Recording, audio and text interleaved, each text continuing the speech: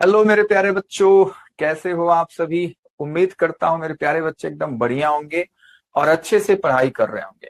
तो जैसा कि आपको पता है मेरे प्यारे बच्चों, हम पढ़ रहे हैं अपने क्लास 12th का फिजिक्स।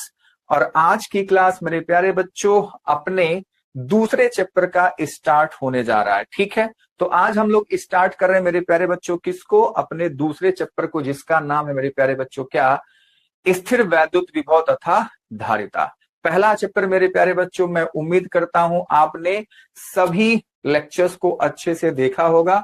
और मेरे प्यारे बच्चों लास्ट में हमने दो लेक्चर में, लेक्चर नंबर 7 और लेक्चर नंबर 8 में मेरे प्यारे बच्चों हमने उसमें क्या किया था, सॉरी 6 एंड 7 में, लेक्चर नंबर 6 और लेक्चर नंबर 7 में हमने क्या किया था बच्चों, प्रॉब्लम्स क्लास की थी। ठीक, इसमें हमने MCQ question, VSA question, SA question और एलए क्वेश्चन, सभी टाइप के क्वेश्चन को हमने डिस्कस किया था पहले वाले चैप्टर के सभी प्रीवियस वाले क्वेश्चन। ठीक है, तो मेरे प्यारे बच्चों आज की क्लास अपना दूसरा चैप्टर स्टार्ट हो रहा है, जिसमें हम लोग बात करेंगे सबसे पहले कि स्थिर वैद्युत विभव क्या होता है। चैप्टर का नाम है स्थिर वैद्युत विभव तथा धारिता। ठीक है बच्चों, चलो स्टार्ट करते हैं सर। तो मेरे प्यारे बच्चों ये क्लास इस चैप्टर का पहला लेक्चर होने वाला है, जिसमें सबसे पहले आज हम लोग बात करेंगे कि स्थिर वैद्युत विभव क्या होता है। फिर हम लोग मेरे प्यारे बच्चों बात करेंगे बिंदु आवेश के कारण विभव, जैसे हमने पहले चैप्टर में बिंदु आवेश के कारण विद्युत क्षेत्र ज्ञात किया था। ठीक है, उसके बाद मेरे प्यारे बच्चों दूसरा अगला हमारे पास इसमें कॉन्सेप्ट होगा वैद्युत द्विध्रुव के कारण विद्युत विभव की गणना करना। ठीक है, जैसे कि मैं बार बार कहता हूं कि मेरे प्यारे बच्चों चैप्टर नंबर 1 और चैप्टर नंबर 2 एकदम सिमिलर है। वहां पे हम विद्युत क्षेत्र की बात कर रहे थे, अब मेरे प्यारे बच्चों हम लोग विद्युत विभव की बात करेंगे। यानी कि पहले चैप्टर मेरे प्यारे बच्चों बल की बात हो रही थी, अब हम लोग बल से शिफ्ट हो गए किस पे मेरे प्यारे बच्चों, ऊर्जा पे। ठीक है, तो चलिए स्टार्ट करते हैं मेरे प्यारे बच्चों इस वाले लेक्चर को एक मजेदार कहानी के साथ। ठीक है मेरे प्यारे बच्चों, फिगर में आपको क्या दिख रहा है, फिगर में दो नन्हे मुन्ने प्यारे बच्चे दिख रहे हैं। मान लो एक का नाम मेरे प्यारे बच्चों राजू है, ठीक है, और एक का नाम मैं क्या मान लो, एक का नाम मान लो बच्चे श्याम है। ठीक है, एक राजू है और एक क्या है मेरे प्यारे बच्चों, श्याम है। ठीक है, तो इस फिगर में आपको दिख रहा है, इस फिगर को मैं दो भागों में बांट देता हूं। ये फिगर नंबर 1 की बात हो रही है और ये फिगर नंबर 2 है। ठीक है, तो फिगर नंबर 1 में राजू और श्याम, तो ये जो पीला कलर का पहना है ये है राजू और ये है हमारा श्याम बाबू। ठीक है, चलो तो मेरे प्यारे बच्चों पहले फिगर में आपको दिख रहा है कि उनके हाथ में कुछ है, तो मैंने कह दिया कि तुम लोग एक पाइप ले लो, उस पाइप में पानी भरा हुआ है। ठीक है, तो मैंने इन दोनों के हाथ में एक पाइप पकड़ा दिया, दोनों एकदम बहुत आराम से चीजों को पकड़ रखे हैं। ठीक है, एक पाइप को पकड़ लिए हैं, उसमें क्या बच्चे, पानी भरा हुआ है। अच्छा, मैंने कहा कि सबसे पहले आप क्या करो कि ग्राउंड से, ये ग्राउंड है, ठीक है, धरती है, इस पृथ्वी से मैंने कहा कि ऊंचाई दोनों की सेम होनी चाहिए, चाहे वो राजू का हाथ हो चाहे वो श्याम का हाथ हो, दोनों का जो H1 H2 है मेरे प्यारे बच्चों यहाँ पे बराबर होने चाहिए, मैंने ऐसा कंडीशन लगा दिया। ठीक है, तो दोनों के हाथों में पाइप है और बच्चों पृथ्वी से दोनों की ऊंचाई, जो हाथों की ऊंचाई है वो क्या है, समान है। तो पाइप में पानी भरा हुआ है लेकिन किसी की तरफ भी पानी गिरता नहीं है। ठीक है, अच्छा जी, फिगर नंबर 2 में बात करते हैं मेरे प्यारे बच्चों। अब क्या करता है, श्याम शैतानी कर देता है और अपने हाथ को नीचे कर देगा, तो शैतानी करेगा तो उसका बच्चे उसको परिणाम भी मिलेगा। परिणाम क्या मिला कि मेरे प्यारे बच्चों पानी उसके तरफ गिर गया और उसके सारे कपड़े भीग गए। ठीक है, क्योंकि इसने शैतानी की। तो मेरे प्यारे बच्चों अब क्या हुआ फिगर नंबर 2 में कि मतलब पृथ्वी तो अपने जगह से कहीं जाएगी नहीं।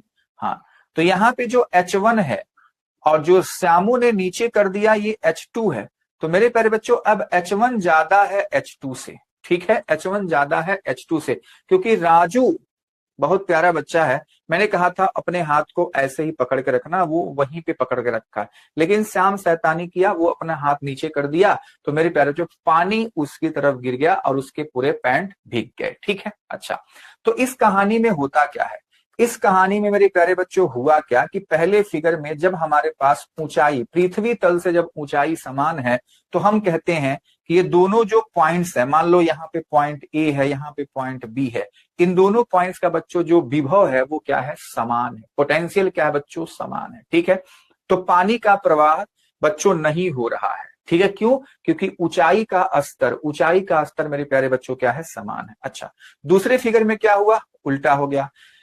राजू का हाथ अधिक ऊंचाई पे है, मान लो ये पॉइंट ए है, ये पॉइंट मेरे प्यारे बच्चों बी है। अब पॉइंट ए की ऊंचाई अधिक है और बिंदु बी की ऊंचाई कम है, तो मेरे प्यारे बच्चों आप देख रहे हो कि ऊंचाई से नीचे तक पानी क्या हो रहा है मेरे प्यारे बच्चों, प्रवाहित हो रहा है। यानी कि अगर राजू का पॉइंट ए है तो उसको हम बोलते हैं उच्च विभव और इसको बोलते हैं निम्न विभव। तो उच्च विभव से निम्न विभव की ओर पानी का प्रवाह देखने को मिलता है। उम्मीद करता हूं ये कहानी मेरे प्यारे बच्चों को समझ में आई होगी। तो आपने डेली लाइफ में इस चीज को देखा भी है, ठीक है, कि जो पानी का प्रवाह होता है बच्चों ऊंचे स्थानों से नीचे स्थानों की तरफ होता है। आप कहते नहीं जी, हमारे यहाँ तो जो मोटर होता है, टुल्लू पंप होता है, वो नीचे होता है और टंकी ऊपर लगी होती है, तो वो पानी उसमें डालता है। तो वहां पे मेरे प्यारे बच्चों मोटर का वही काम है, वो एक प्रेशर बना रहा है और प्रेशर से पानी निकल रहा है और वो पानी पाइप के द्वारा बच्चे आपके टंकी में भर रही है। ठीक है, लेकिन जब आपने भर दिया उस टंकी को, तो टंकी को हम लोग ऊपर ही क्यों रखते हैं, बोलो? टंकी को हम लोग ऊपर ही अधिकतर हम लोग रखते हैं। ठीक है बच्चों, तो इसलिए होता है बच्चों क्योंकि ऊंचाई से नीचे तक पानी क्या होता है, प्रवाहित होता है। यानी कि वहां पे हम लोग दाब की बात करते हैं, दाबांतर की बात करते हैं। ठीक है, अधिक दाब से कम दाब की तरफ पानी का क्या होता है मेरे प्यारे बच्चों, प्रवाह होता है। ठीक है, या कह लो अधिक ऊंचाई से कम ऊंचाई की तरफ। ठीक है, इतनी बात मेरे प्यारे बच्चों को समझ में आ रही है कि नहीं आ रही है? आ रही है। चलो, तो सर इस कहानी का मतलब क्या हुआ इस चैप्टर से? यहाँ पे हम लोग पानी वानी तो पढ़ रहे हैं, राजू शाम कहाँ से आ गए? तो मेरे प्यारे बच्चों देखो, यहाँ पे जो कहानी है, जैसे यहाँ पे मैंने पानी लिया, जल लिया, अब कहानी स्टार्ट हो रही है।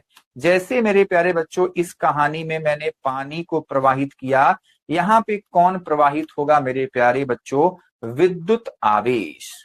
क्या प्रवाहित होगा मेरे प्यारे बच्चों, विद्युत आवेश, या इसको आप केवल और केवल आवेश पे कह सकते हो। ठीक है, जैसे यहाँ पे मेरे प्यारे बच्चों स्तर है, ऊंचाई का स्तर कह लो, या पानी का जो स्तर है, पानी का स्तर, स्तर समझ रहे हो ना, लेवल। ठीक है, तो यहाँ पे मेरे प्यारे बच्चों हम उसको कहेंगे विद्युत विभव। ठीक है, इसको मैं क्या कहूंगा, विद्युत विभव। इसको भी विद्युत आवेश ही लिख लो, कोई दिक्कत वाली बातचीत नहीं। ठीक है, जैसे पानी था वैसे विद्युत आवेश। अब हम बात करेंगे जैसे पानी का स्तर बढ़ रहा है उसी प्रकार से मेरे प्यारे बच्चों हम लोग विद्युत विभव का बात करेंगे। ठीक है, अच्छा, यानी कि समझ में ये आया कि मेरे प्यारे बच्चों जब दो वस्तुओं में आवेश का आना जाना हो रहा है, तो इसका मतलब है उन दोनों वस्तुओं का जो विभव है वो क्या है, अलग अलग। वो क्या है मेरे प्यारे बच्चों, अलग अलग है। ठीक है, अगर एक वस्तु से आवेश दूसरे वस्तु में आ जा रहा है, स्थानांतरण हो रहा है, तो मेरे प्यारे बच्चों आवेश का स्थानांतरण तब तक होगा जब तक कि उन दोनों वस्तुओं का विभव समान ना हो जाए। क्या इतनी बात समझ पर? जैसे ऊंचाई समान हो गई तो पानी रुक गया, और जैसे ही बच्चों एक नीचे है एक ऊपर है, तो मेरे प्यारे बच्चों ऊंचे वाले स्थान से नीचे वाले स्थान तक पानी का प्रवाह देखने को मिलता है। तो वही कांड यहां भी होगा। अगर हमारे पास दो वस्तुएं हैं, अगर हमारे पास दो वस्तुएं हैं मेरे प्यारे बच्चों, मान लो एक है ए, दूसरी वाली है बी, मान लो यहां से इलेक्ट्रॉन निकल के इसमें जा रहा है, तो मेरे प्यारे बच्चों इसका मतलब है इसका पोटेंशियल V1, इसका पोटेंशियल V2, यानी विभव V1 और विभव V2। तो मेरे प्यारे बच्चों विभव V1 ज्यादा है और विभव V2 क्या है मेरे प्यारे बच्चों, कम है। क्या ऐसा कहेंगे? नहीं, लेकिन हम लोग इलेक्ट्रॉन की बात कर रहे हैं, तो मेरे प्यारे बच्चों ये क्या चीजें हो जाएंगी, उल्टा हो जाएंगी। ठीक है, जब इलेक्ट्रॉन का आना जाना होता है तो वो निम्न विभव से उच्च विभव की तरफ जाएगा। ठीक बात है। जब हम धनात्मक आवेश की बात करते हैं, क्योंकि सारी जो कहानियां हैं वो धनात्मक आवेश के इर्द गिर्द ही बात की गई थी, बाद में पता लगा कि जी धनात्मक आवेश तो अपने जगह पे चुप मार के आराम करता है, केवल इलेक्ट्रॉन ही आना जाना करता है। तो उसी कहानी को मेरे प्यारे बच्चों इलेक्ट्रॉन के रूप में कह दिया जाता है। क्या इतनी बात मेरे प्यारे बच्चों को समझ में आ रही है? हाँ सर, समझ में आ रही। ठीक है, यानी कि जो आवेश का आना जाना है, जो आवेश का आना जाना है मेरे प्यारे बच्चों वो कहां से कहां तक, उच्च विभव से निम्न विभव। ठीक है, हम यहाँ पे इलेक्ट्रॉन की बात किए थे, इसलिए इलेक्ट्रॉन का क्या होता है, चीजें उल्टी हो जाती हैं। बस सिंपल सी बात है। अभी ये सारी बातें आप लोग लिखोगे भी। यहाँ पे जब आवेश की बात होती है तो हम कौन सा आवेश लेते हैं मेरे प्यारे बच्चों, हमेशा जहां भी आवेश लिखा गया है आपके थ्योरी में, वहां मेरे प्यारे बच्चों धनावेश की बात होती है, यानी कि धन आवेश की। ठीक है, बात समझ में आई। चलो, तो मेरे प्यारे बच्चों को क्या समझ में आया, मेरे प्यारे बच्चों को समझ में आया कि जैसे यहाँ पे हमने ऊंचाई नीचा ऊंचाई गहराई कह लो, पानी कह लो, ये सब बातें की, तो वैसे ही पानी की जगह पे हम विद्युत आवेश की बात करेंगे। पानी का स्तर हो जाएगा विद्युत विभव की तरह, कि मतलब जिसका विभव ज्यादा उस वस्तु से निम्न विभव की तरफ मेरे प्यारे बच्चों पानी का प्रवाह होता है, मतलब आवेश का प्रवाह होगा। ठीक है, अगर मैं इलेक्ट्रॉन की जगह पे मेरे प्यारे बच्चों केवल और केवल यहाँ पे आवेश लिख दूं तो इसका मतलब हो जाएगा कि V1 V2 से ज्यादा हो जाएगा। ठीक बात है, बात समझ पाए। हाँ जी, चलिए। तो अब मेरे प्यारे बच्चों इस वैद्युत विभव को हमको क्या करना है, परिभाषित करना है। आपसे परिभाषा इसकी पूछी जाती है, तो इसकी परिभाषा क्या बनेगी मेरे प्यारे बच्चों, आओ ध्यान से सुनो, ध्यान से सुनो। तो हम लोग एक जगह यहाँ पे लेते हैं जिस जगह का नाम है मेरे प्यारे बच्चों अनंत, या उसको हम लोग इस साइन से इनफाइनाइटी से हम लोग रिप्रेजेंट करते हैं। ठीक है, यहाँ पे एक बंदा आता है जिसको हम बोलते हैं परीक्षण आवेश, इसको हम लिखते हैं +Q0, और इसका नाम क्या होता है मेरे प्यारे बच्चों, परीक्षण आवेश। ठीक है, परीक्षण आवेश।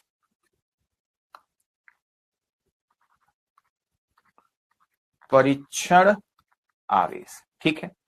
तो परीक्षण आवेश क्या है, वो मेरे प्यारे बच्चों एक हमने एक्सपेरिमेंट के लिए एक आवेश लिया, ठीक है, जिसका अपना खुद का कोई औकात नहीं होती है, यानी उसका खुद का अपना कोई विद्युत क्षेत्र नहीं होगा। ठीक है, तो मेरे प्यारे बच्चों वो केवल अपने ऊपर कुछ बल का अनुभव करेगा, यानी कि हम टेस्ट के लिए इसको बस लिए। तो हमेशा याद रखिए जो हमारे पास परीक्षण आवेश है वो हमेशा धनात्मक +Q0 से प्रदर्शित किया जाएगा, और उसका अपना कोई भी विद्युत क्षेत्र नहीं होता, यानी कि वो किसी और पे बल नहीं लगा सकता। ठीक है, हाँ जी, इतनी बात आपको समझ में। ओके सर, तो इस अनंत से मेरे प्यारे बच्चों जब ये परीक्षण आवेश होगा, तो सबसे पहले जब हम परीक्षण आवेश की बात की तो यहाँ पे एक आवेश होगा जिसका नाम हम लेते हैं मेरे प्यारे बच्चों स्रोत आवेश। ठीक है, ध्यान से चीजों को समझिएगा।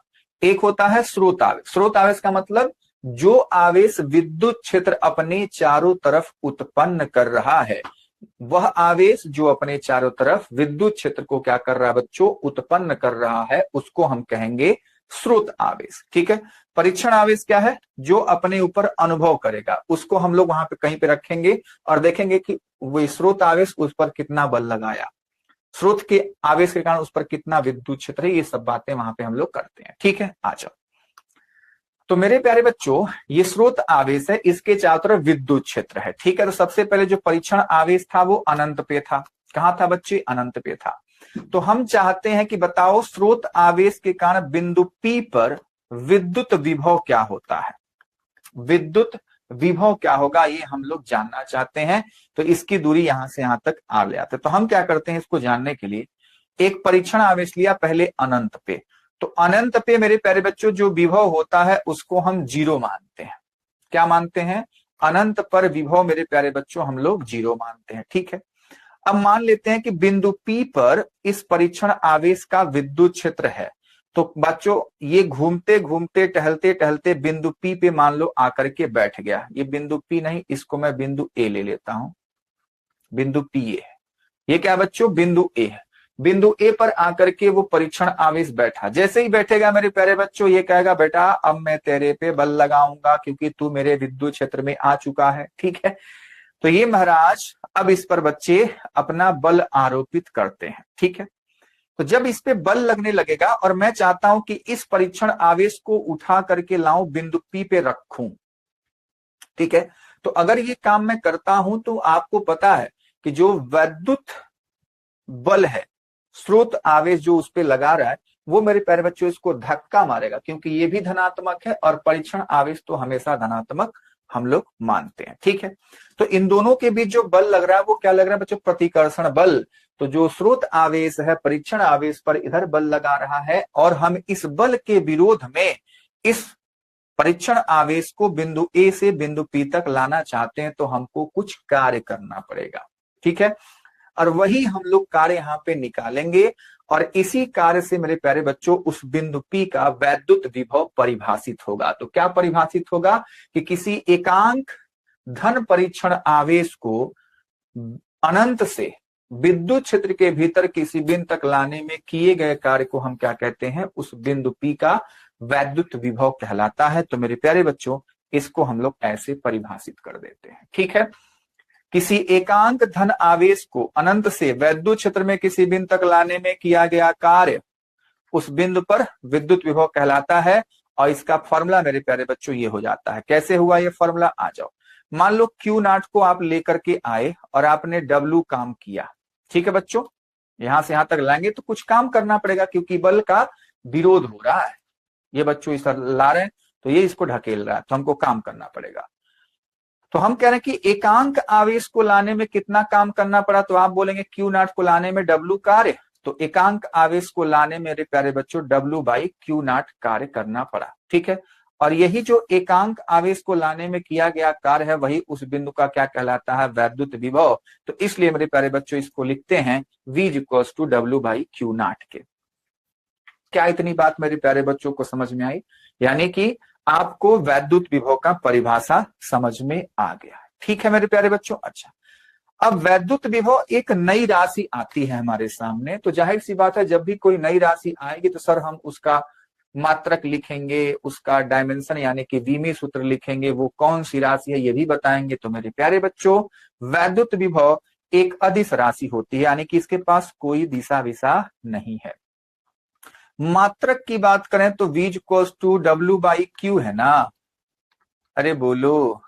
तो W का जूल, Q का कुलाम, तो जूल प्रति कुलाम, और इसी को मेरे प्यारे बच्चों हम कहते हैं वोल्ट। तो आप याद रखेंगे कि विभव का, विद्युत विभव का मेरे प्यारे बच्चों जो मात्रक होता है वो होता है SI मात्रक वोल्ट, और इसको जूल प्रति कुलाम भी लिखा जाता है। ठीक है, इसका बीमी सूत्र तो आप निकाल ही सकते हैं। बोल, W का बीमी सूत्र पता होना चाहिए, Q का बीमी सूत्र पता होना चाहिए। W का बीमी सूत्र F गुणे D, बल गुणे विस्थापन, और इसका बीमी सूत्र हमको पता ही है।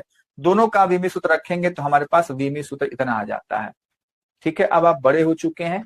पहले वाले चैप्टर में हमने हर एक राशि का बीमी सूत्र आपको बताया और मैंने हिंट दे दिया, तो आपका काम है इस हिंट से आप लोग बीमी सूत्र निकाल लीजिएगा। ठीक है बच्चों, चलिए अब मेरे प्यारे बच्चों एक टर्म आता है वैद्युत विभवांतर। क्या बच्चों? वैद्युत विभवांतर। तो वैद्युत विभवांतर क्या होता है? यही हमारे पास स्रोत आवेश है। ये क्या करता है? ये अपने चारों तरफ मेरे प्यारे बच्चों वैद्युत क्षेत्र उत्पन्न करता है, और इसके वैद्युत क्षेत्र में हमने दो बिंदु लिए A और B। ठीक है, तो सबसे पहले अपने को क्या करना है? एक परीक्षण आवेश लेना है, उसको बिंदु A पर रखना है। उसके बाद मैं चाहता हूं कि इस परीक्षण आवेश को बिंदु A से बिंदु B तक लेके जाऊं, जिसका दूरी मेरे प्यारे बच्चों dr है। ठीक है, तो हमको काम करना पड़ेगा। क्यों? क्योंकि स्रोत आवेश इस पे इस डायरेक्शन में फोर्स अप्लाई कर रहा है, बल अप्लाई कर रहा है। तो मेरे प्यारे बच्चों जब विभवांतर की बात करते हैं तो हम अनंत वाले चीज की बात नहीं करते, हम वैद्युत क्षेत्र के भीतर ही दो बिंदु ले लेते हैं। तो इसको परिभाषित कैसे करोगे?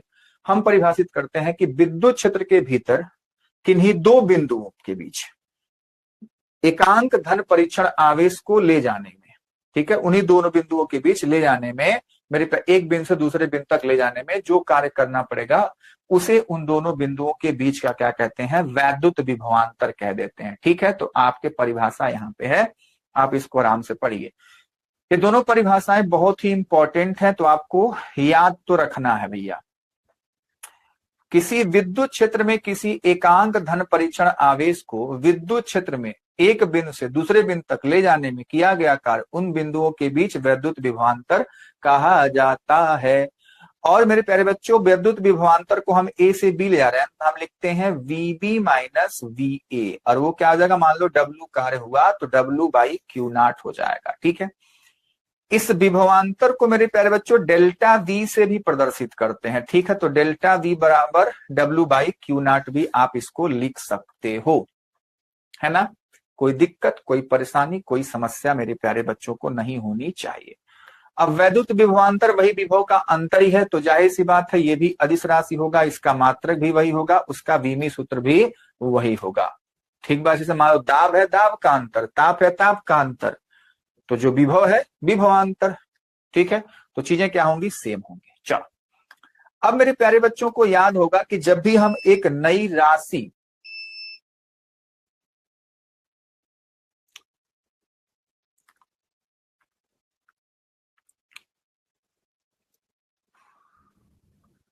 मेरे प्यारे बच्चों को याद होगा कि जब भी हम कोई एक नई राशि को मेरे प्यारे बच्चों परिभाषित करते हैं, तो जो उसका मात्रक होता है उसकी भी हम परिभाषा देते हैं। कि जैसे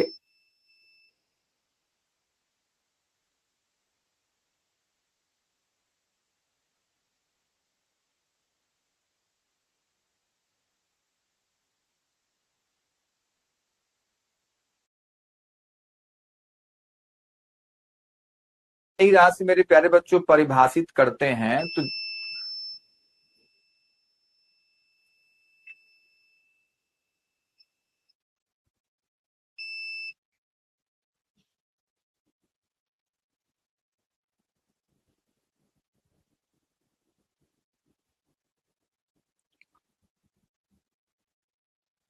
तो मेरे प्यारे बच्चों जब भी, अरे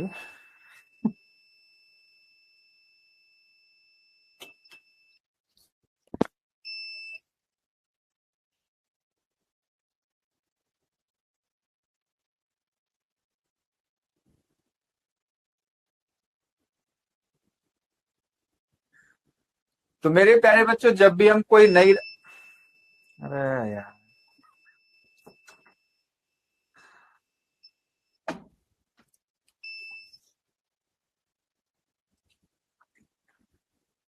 अरे तो जब व्यासपन आएगा तब तो मैं उसको बंद करूंगा ना, वीडियो वाला।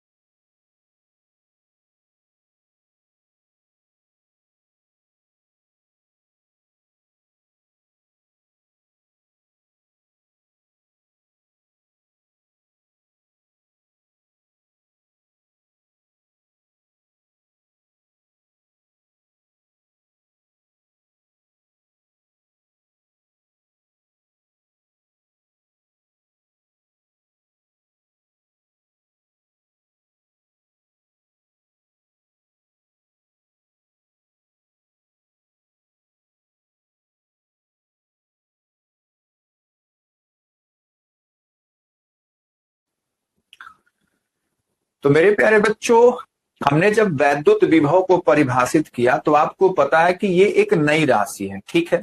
और जब भी कोई नई राशि हमारे सामने देखने को मिलती है तो हम उसके मात्रक को भी क्या करते हैं, परिभाषित करते हैं।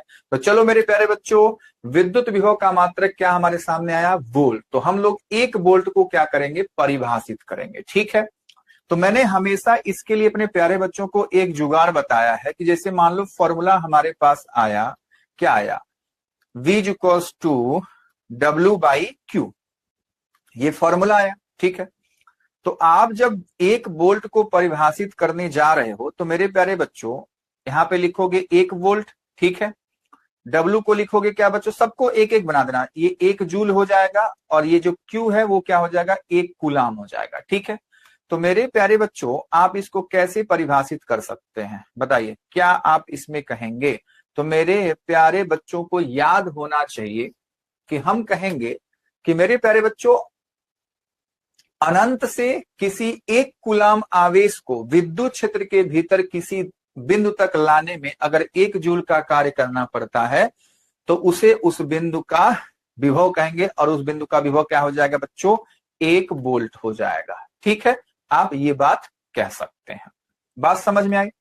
या आप इसको विभवांतर वाले परिभाषा से भी परिभाषित कर सकते हैं कि अगर विद्युत क्षेत्र के भीतर कोई 2 बिंदु है A और B, और बिंदु A से 1 कूलाम का आवेश बिंदु B तक ले जाने में अगर 1 जूल का कार्य करना पड़ेगा तो बिंदु A और B के बीच का जो विभवांतर हो जाएगा वो क्या हो जाएगा, 1 वोल्ट हो जाएगा। ठीक बात है, तो हमारे पास 1 वोल्ट परिभाषित हो चुका है।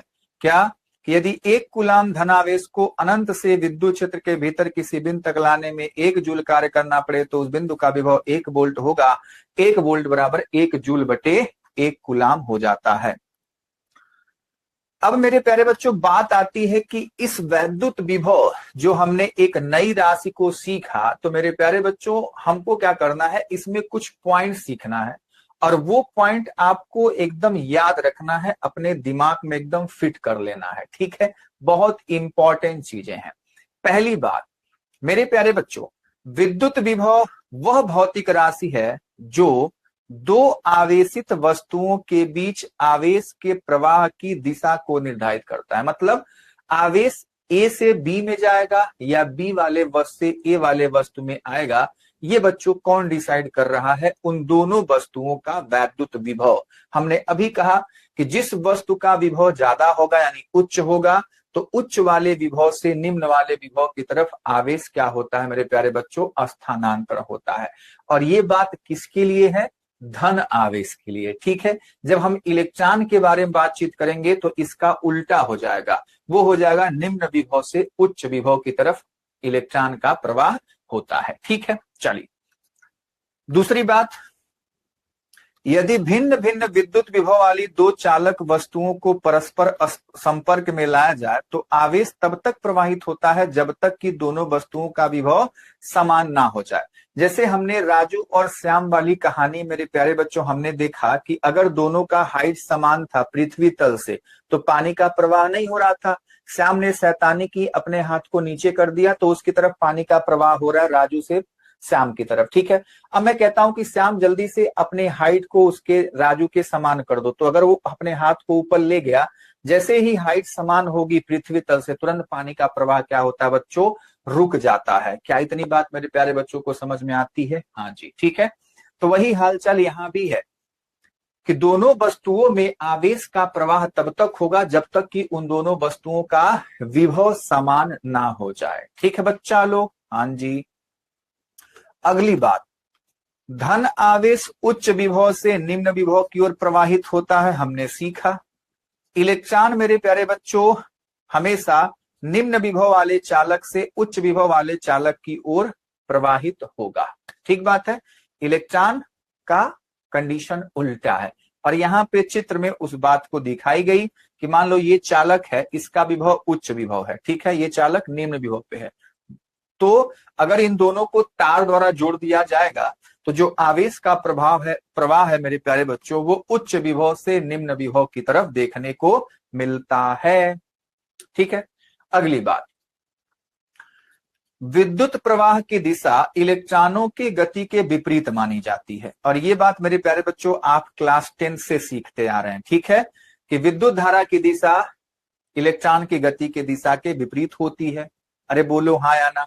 तो मेरे प्यारे बच्चों, हमने जो भी चीजें डिसाइड की हैं धन आवेश से की हैं, तो बस इसका जस्ट उल्टा हो जाएगा। ठीक है, इलेक्ट्रॉन मेरे प्यारे बच्चों निम्न विभव से उच्च विभव होता है, लेकिन जो विद्युत धारा होती है उसको हमने धन आवेश से प्रवाहित मतलब परिभाषित किया था। ठीक है, लेकिन बाद में हमको देखने को मिला भैया कि धन आवेश तो जाता ही नहीं है, जाता कौन है? इलेक्ट्रॉन। ठीक है बच्चों, चलो अगली बात। धनावेशित वस्तु का विभव धनात्मक तथा ऋणावेशित वस्तु का विभव ऋणात्मक होता है। धनावेशित वस्तु का विभव धनात्मक तथा ऋणावेशित वस्तु का विभव मेरे प्यारे बच्चों क्या होता है? ऋणात्मक होता है। ठीक है, अगली बात। किसी चालक को धन आवेश देने पर उसका विभव क्या होता है बच्चों? बढ़ जाता है। अच्छी बात है। दूसरी बात, विभव की परिभाषा में अनंत पर विभव शून्य मानते हैं। हमने कहा था कि अनंत पर विभव मैं क्या मानता हूं? शून्य मानता हूं। अगली बात, पृथ्वी के मानक विभव को शून्य माना जाता है। पृथ्वी के मानक विभव को मेरे प्यारे बच्चों क्या माना जाता है? शून्य माना जाता है। ठीक है, अच्छा एक बात और, पृथ्वी मेरे प्यारे बच्चों क्या है? इलेक्ट्रॉनों का समंदर है। पृथ्वी को क्या करते हैं? कहते हैं बच्चों इलेक्ट्रॉनों का समंदर।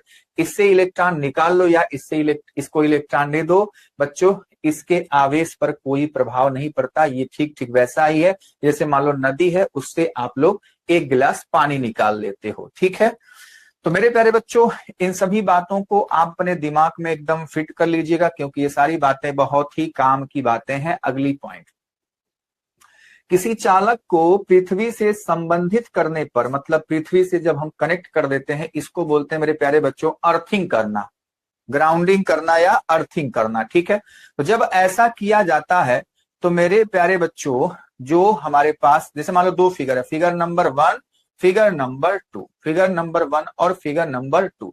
तो मेरे बच्चों पृथ्वी से इलेक्ट्रॉन, जैसे मान लो धनात्मक आवेश वाला ये हमारे पास कोई चालक है, जब इसको बच्चे पृथ्वी से जोड़ दिया जाएगा तो पृथ्वी से इलेक्ट्रॉन निकलेगा और इसके ऊपर जाएगा और इन सभी का प्रभाव नष्ट कर देगा और इसको न्यूट्रल बना देगा, उदासीन बना देगा। ठीक है, इसका विभव शून्य हो जाएगा। अगर मान लो हम किसी ऋणावेशित चालक को बच्चे हम पृथ्वी से कनेक्ट कर देते हैं तो उसका इलेक्ट्रॉन पृथ्वी में चला जाता है, फिर से उसका विभव क्या हो जाएगा? 0 हो जाएगा, है ना। चलिए अगली बात, और ये बहुत ही इंपॉर्टेंट बात है। कह रहा है कि विद्युत क्षेत्र में आवेश को एक बिंदु से दूसरे बिंदु तक ले जाने में किया गया कार्य पथ पर निर्भर नहीं करता है। इसका मतलब क्या है? इसका मतलब होता है मेरे प्यारे बच्चों, क्योंकि हमारे पास जो विद्युत बल है वो मेरे प्यारे बच्चों संरक्षी बल होता है। ठीक है, क्या होता है? संरक्षी बल। और संरक्षी बल के विरुद्ध में जो किया गया कार्य है मेरे प्यारे बच्चों वो पथ पर निर्भर नहीं करता। ये बार बार चीजें आप लोग सीखते हैं, तो ये बात बहुत ही इंपॉर्टेंट है। ठीक है, चलो अब मेरे प्यारे बच्चों अपना इस चैप्टर का डेरिवेशन वाला पार्ट स्टार्ट होता है। ठीक है, तो चलो पहला डेरिवेशन हमारे सामने आया, वो क्या है? बिंदु आवेश के कारण वैद्युत विभव। ये सेम टू सेम फिगर जब हम विद्युत विभव को परिभाषित किए थे तो हमारे सामने था, है ना बच्चे। अब हम लोग फिर से वही फिगर बना दिए कि हमारे पास ये स्रोत आवेश है, हमारे पास मेरे प्यारे बच्चों ये क्या है? स्रोत आवेश है। ठीक है, इस स्रोत आवेश में हमने एक बिंदु ए लिया और इस बिंदु ए की दूरी इस यहां से मेरे प्यारे बच्चों हमने आर रख दी। ठीक है, अच्छा, और मेरे पास सबसे पहले परीक्षण आवेश कहां था? हमारे पास अनंत से, अनंत पर था। अब ये अनंत से घूमते घूमते घूमते घूमते मौज करते पॉइंट बी पर आ गया।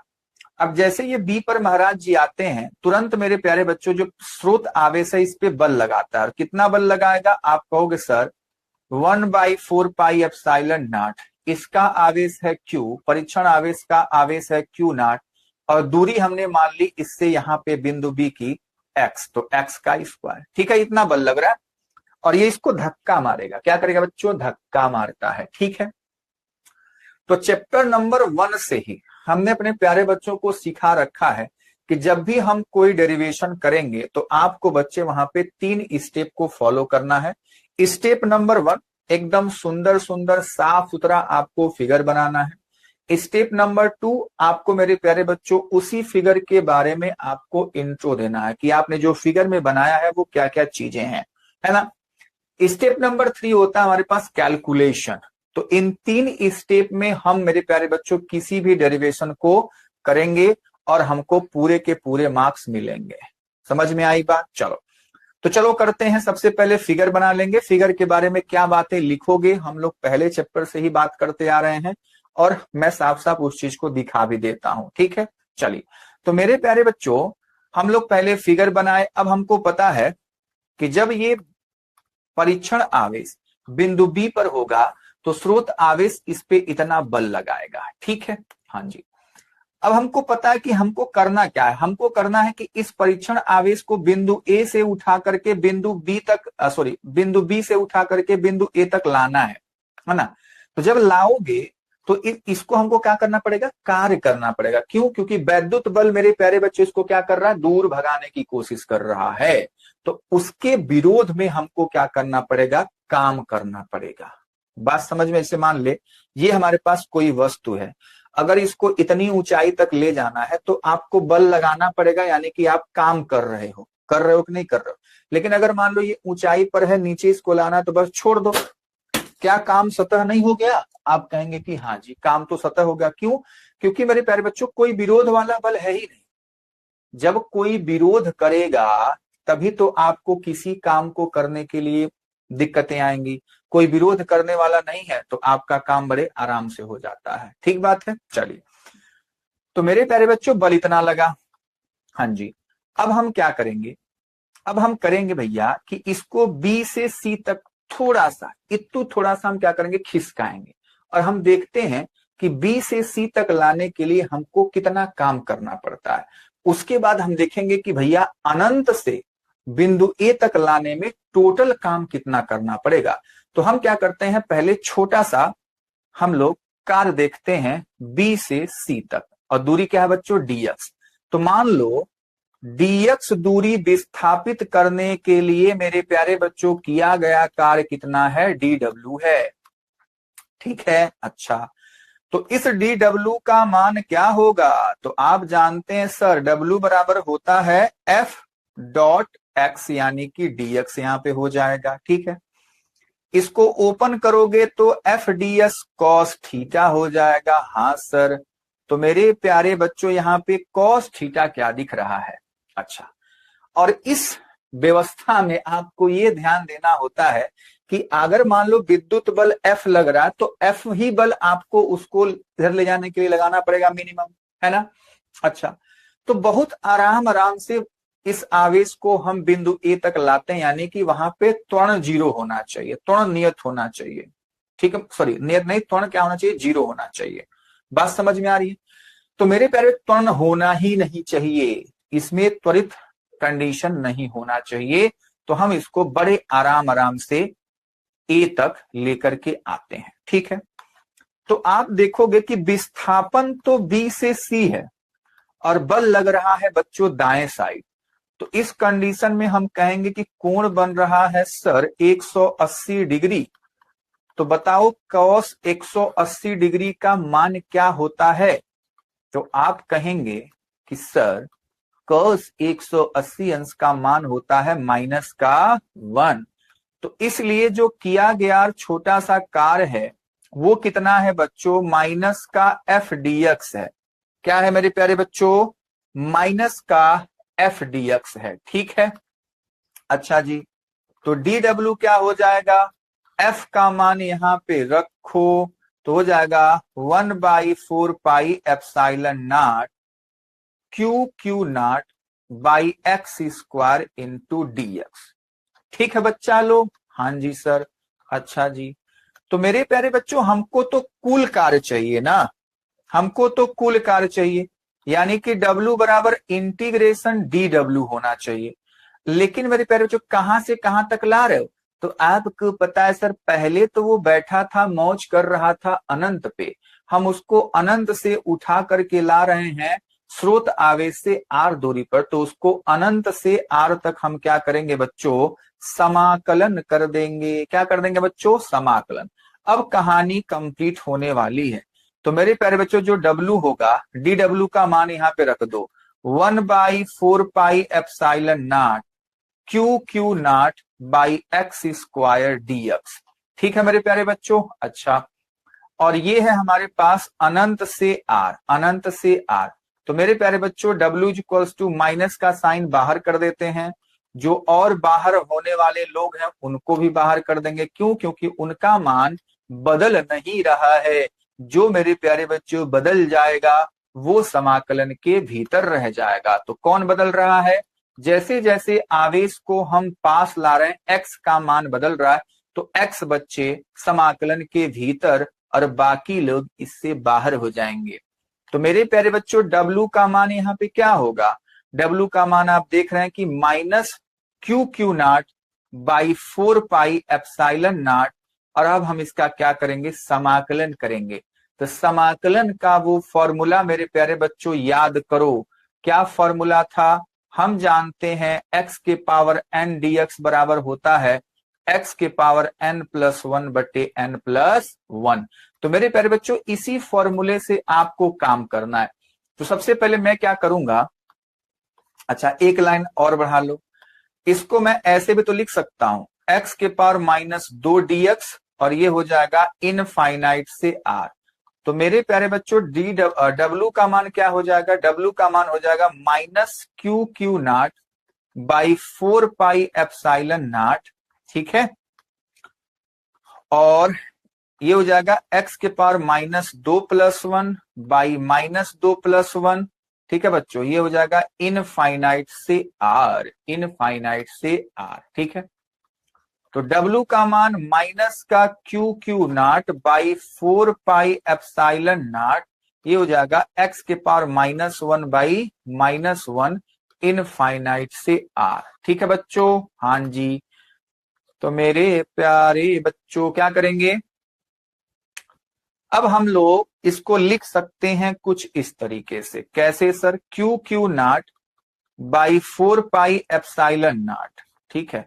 क्या मैं इसको -1 बटे x लिख दूं तो कोई दिक्कत हो जाएगी? रोने लग जाओगे? आप कहेंगे नहीं सर, हम तो बड़े हो गए, अब रोते नहीं है। चलो बहुत अच्छा।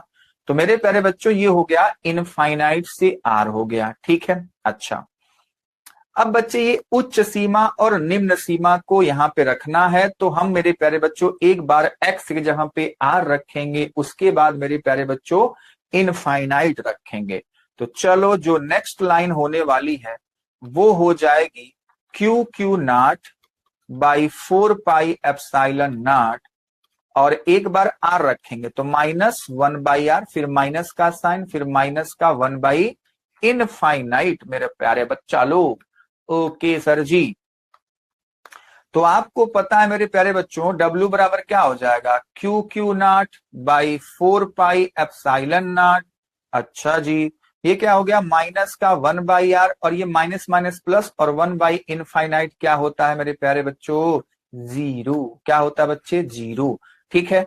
तो अब हम क्या करेंगे, अब हम लोग माइनस माइनस प्लस कर देते हैं। तो W बराबर क्या हो जाएगा? माइनस माइनस प्लस हो गया तो लिखने की जरूरत नहीं है। इसको लिखेंगे 1 by 4 pi epsilon nought Q nought by r, ठीक है। तो ये कुल कार्य आ गया। अब जैसे ही कुल कार्य आया तो हमको पता है विभव की परिभाषा कहती है कि भैया W बटे क्यू नॉट, ठीक है। तो यहाँ पे W के जगह पे W की वैल्यू डालो, क्या हो जाएगा? 1 by 4 pi epsilon nought Q nought by r whole divide by r, ठीक है बच्चे। तो मेरे प्यारे बच्चों आपको, अरे r नहीं है, ये क्यू नॉट है ना। तो आपको दिख रहा है कि क्यू नॉट से क्यू नॉट कट्टी पिट्टी हो जाएगा। बचेगा क्या मेरे प्यारे बच्चों? अपने पास बचने वाला है 1 by 4 pi epsilon nought Q by r। और यही मेरे प्यारे बच्चों आपके लिए है बिंदु आवेश के कारण वैद्युत विभव का फॉर्मूला, ठीक है। आप कहेंगे सर इतना बड़ा है तो कैलकुलेशन को मैं एक भी लाइन स्किप नहीं करता हूं मेरे प्यारे बच्चों, जिससे कि आपको कहीं भी परेशानी ना हो। तो इसलिए आपको थोड़ा सा ये बड़ा लग सकता है, बाकी ये बड़ा है नहीं, ठीक है बच्चों। तो इस तरीके से हम लोग बिंदु आवेश के कारण विभव का डेरिवेशन कर सकते हैं। सबसे पहले फिगर बनाएंगे, फिगर के बाद मेरे प्यारे बच्चों ये सारी बातें हम लोग लिखते हैं। क्या लिखेंगे कि माना बिंदु O पर प्लस Q कूलाम आवेश स्थित है, जिसको हम स्रोत आवेश कह रहे हैं।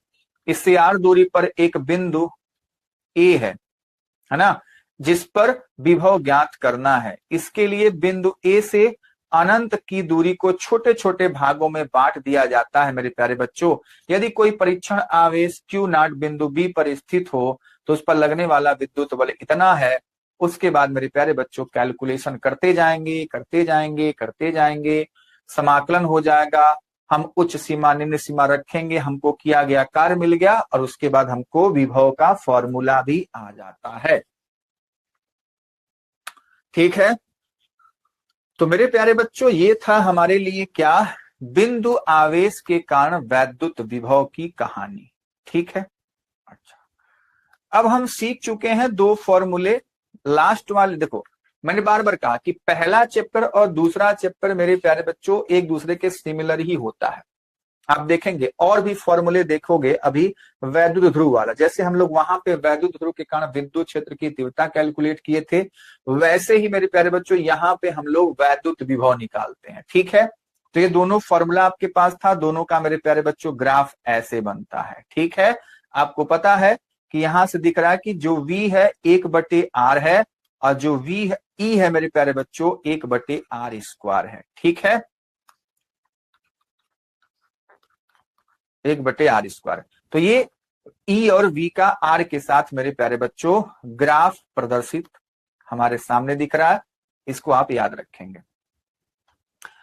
अब मेरे प्यारे बच्चों हम बात करेंगे नेक्स्ट डेरिवेशन क्या है, वैद्युत ध्रुव के कारण मेरे प्यारे बच्चों वैद्युत विभव। तो याद करो वो मेरे प्यारे बच्चों अपना पहला चैप्टर जिसमें हमने वैद्युत ध्रुव के कारण किसी अक्षीय स्थिति पर वैद्युत विभव वैद्युत क्षेत्र की तीव्रता की गणना की थी। ठीक है, वैसे हमको यहां भी करना है। तो ऐसा सिंपल सा एक फिगर बनाओगे, ये हमारे पास -q + q, दोनों के बीच की दूरी 2l, मध्य बिंदु O है, इसके अक्षीय स्थिति पर बिंदु P है, जहां से मध्य बिंदु से इसकी दूरी हम r मान लेते हैं। हाँ सर, बिल्कुल सर, तो फिगर में तो कोई दिक्कत होनी नहीं चाहिए। हाँ जी, अब मेरे प्यारे बच्चों हम लोग बारी बारी से दोनों का बिंदु आवेश के कारण विद्युत विभव कैलकुलेट करेंगे। जैसे मान लो +q का हम लोग मान लेते हैं विभव V1 है, और अभी जस्ट ये फॉर्मूला हम लोग डिराइव करके आ रहे हैं, ये वाला। ठीक है, तो यही फॉर्मूला दोनों के लिए अलग अलग यूज होगा। तो V1 क्या हो जाएगा, 1/4 पाई एप्सिलॉन नॉट। अच्छा बताओ +q से दूरी कितनी है, तो आप कहेंगे सर ये तो दूरी दिख रही है r-l, क्योंकि यहां से यहां तक ये l हो जाएगी। ठीक है, अरे बोल, यहां से यहां तक पूरा r है तो r-l हो जाएगा। अच्छा, -q से जो दूरी है वो दिख रही है r+l। क्या बच्चों, r+l। तो -q से जो दूरी दिख रही है हमको, यहां से नीचे लिख दूं क्या, हाँ ये लिख लेता हूं, ये हो जाएगा r+l। ठीक है, -q से दूरी हमको दिख गई r+l, तो मेरे प्यारे बच्चों फॉर्मूला हो जाएगा q/r-l, और इसके लिए मैं लिखूंगा V2, वो हो जाएगा 1/4 पाई एप्सिलॉन नॉट -q/r+l। आपने कहा कि सर -q + q क्यों लिख रहे हैं, क्योंकि बच्चे जो वैद्युत विभव है वो अदिश राशि है, तो जैसा साइन है वैसे ही हम इसको लिख देते हैं, सिंपल सी बात है। ठीक है, अब कुल विभव के लिए क्या करना पड़ेगा, जोड़ दो भैया, V बराबर V1 + V2। तो V की वैल्यू, V1 का मान 1/4 पाई एप्सिलॉन नॉट q/r-l है, और ये माइनस साइन हो जाएगा 1/4 पाई एप्सिलॉन नॉट q/r+l हो जाएगा। ठीक है, अब बस कैलकुलेशन ही बचा हुआ है।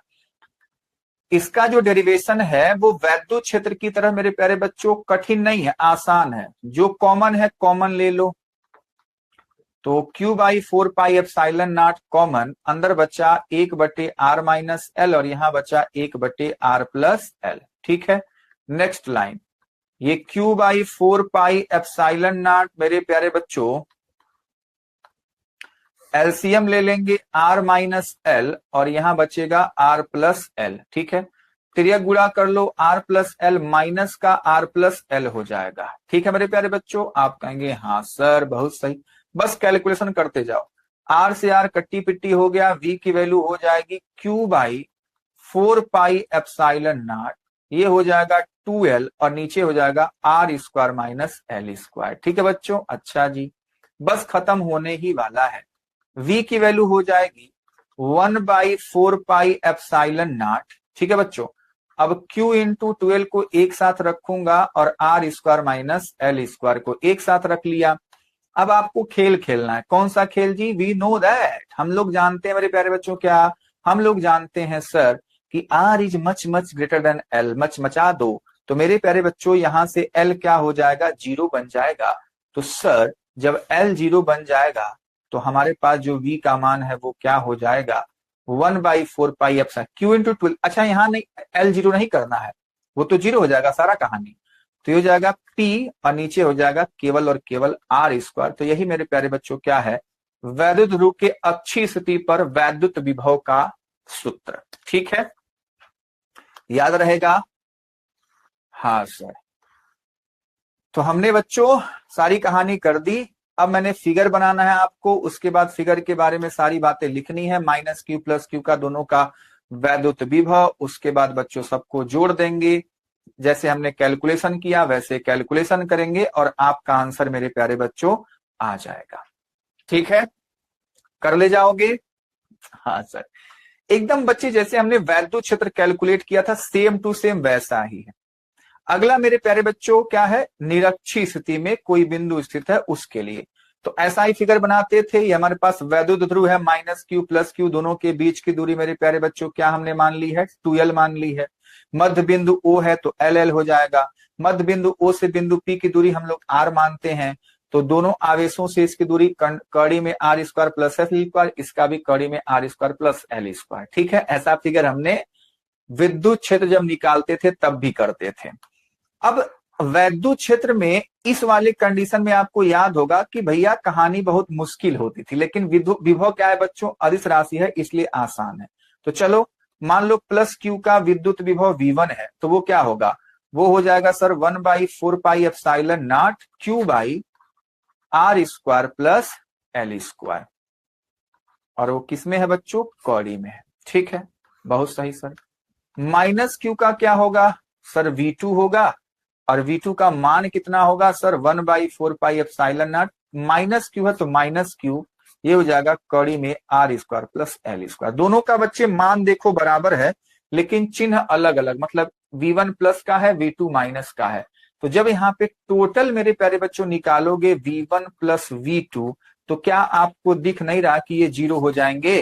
क्योंकि जितना मान इसका है उतना ही मान इसका है, दोनों आपस में कट्टी पिट्टी हो जाएंगे। बात समझ में आई? तो ये तो सबसे आसान है मेरे प्यारे बच्चों, इसके निरक्षीय स्थिति में वैद्युत विभव की गणना करना। ठीक है, आपकी इच्छा है तो इसका एक लाइन और लिख सकते हैं, बाकी लिखने की जरूरत नहीं है। आप अगर लिखना चाहें तो एक लाइन आराम से लिख दीजिए कि 1/4 पाई एप्सिलॉन नॉट q बाई कड़ी में r square plus l square minus का 1/4 पाई एप्सिलॉन नॉट q बाई कड़ी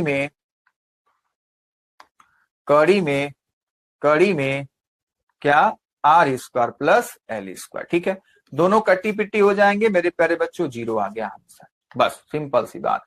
तो ऐसे बच्चों आपको करना है, फिगर बनाना है ऐसे सुंदर सा। फिगर के बारे में 2-4 बातें लिख देनी है हमको, है ना? ये थोड़ा सा यहाँ पे मिस्टेक है।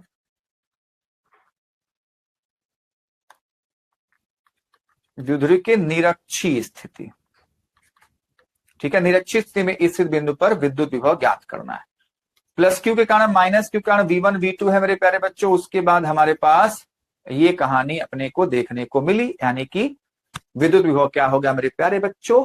0 हो गया है। ठीक है, उम्मीद करता हूं मेरे प्यारे बच्चों को इतनी बातें अच्छे से समझ में आई होंगी।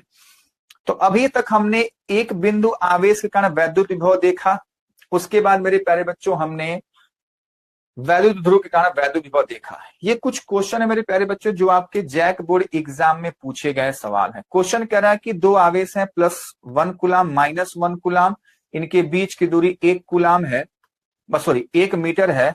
तो बच्चे इनके मध्य बिंदु O पर आपको देखना है कि क्या बच्चा विभव होगा। यहाँ पे आपको विभव की गणना करनी है। तो मेरे पास देख आसान है, देख जब 1 मीटर पूरी दूरी है है ना। तो ये 10.5 हो जाएगी, ये भी क्या हो जाएगा 10.5 हो जाएगा सर। तो मेरे प्यारे बच्चों दोनों के लिए मान ले, एक के लिए +1 कूलाम के लिए बच्चों मान लो विभव V1 है, ठीक है।